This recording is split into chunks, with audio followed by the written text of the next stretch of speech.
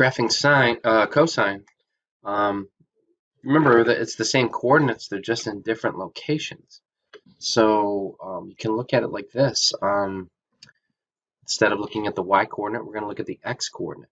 Okay, so let's look here. Now again, I'm only going to focus on the x coordinate.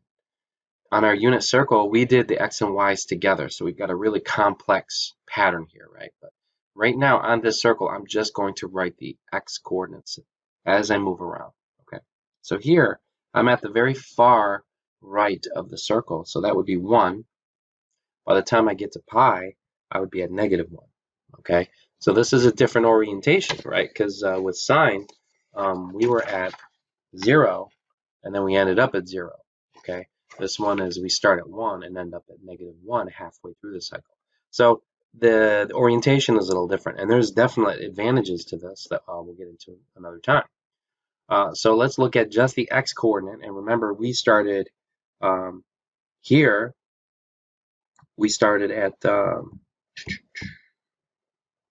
radical 3/2. Right. So as we move across, this is radical 3/2. This is radical 2/2, and then that's 1/2. Okay. And then this is actually here, the x coordinate is 0. Okay. And as we move this way, it's going to be 1/2.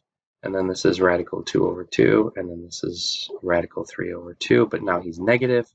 These are all negative actually, because here's the x coordinate is 0, and everything to the left of the y-axis is negative. Everything to the right is positive. So we're going to find that again here. Okay, and now we're just filling this out. And as we get to here, we're back to 0. Remember, x coordinate, not the y coordinate. And then we're going to go this direction again. And that would be, let's see, that's positive 1/2. And then we've got positive radical 2/2, and then radical 3/2. All right. Sorry if I'm talking quietly. But now we're just going to focus on what this should look like as we move around. So here's positive 1. Here's -1. Okay.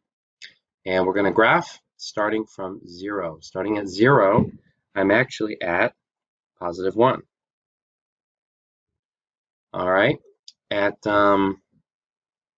let's see, at this guy, radical 3/2 is at pi/6. So that would be radical, that's actually right here. All right, now these lines, they don't actually line up when you're doing cosine. Radical 3/2 is actually right here, that distance. Then this guy would be here, and this guy would be halfway, which is here. We're going to talk about height. Okay. And then as we got to pi/2, you went to 0. Okay. All right, so you can kind of still see this curve motion, but notice though that the orientation is a little different. Okay. We're going to keep going this direction, but now we're going pi. So here,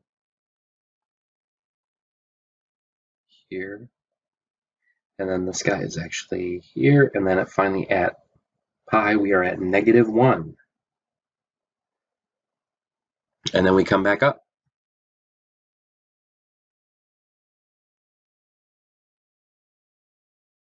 Okay, so that at 3 pi/2, 3 pi/2 is right here. We're back at 0. And then we go positive again as we come across. So here is a half.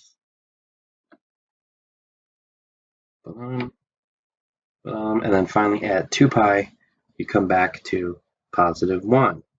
Okay, so then if you were to graph this, it's not sine, but it's got the sine shape. But what cosine does is it starts off at a different location, right?